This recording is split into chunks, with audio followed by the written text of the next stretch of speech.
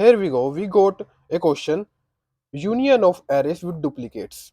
So it's a pretty self-explanatory question. Title says it all. You have given two arrays and we need to find the number of elements in the union between these two arrays. So we go to this array, and if we take union, 1 there, 2 there, 3 there, 4 and 5. So we only got 5 number, the answer is 5. In this case, 85 is there, then we got 2. So 2 is not there. 85, 25, 1, 32, which in array 1. Then we got 54, 6 and 2. So the count is 7. Then we got this. So if we take union, we need to remove all the duplicate elements.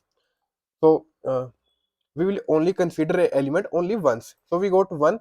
So 1 is there, so we will ignore all the other ones. And 1 is also here, so we will ignore other ones. Then we got 2. So only 2 elements are there, which is 2. So we got this question, and we need to only select a number once. So data structure used in this case is a set. So we have a set, and we need to add all the elements from array 1 and array 2 also. Then we just need to return the size, how many elements are there. That's it. Let's submit this and it will work just fine. Then let's talk about time and space complexity.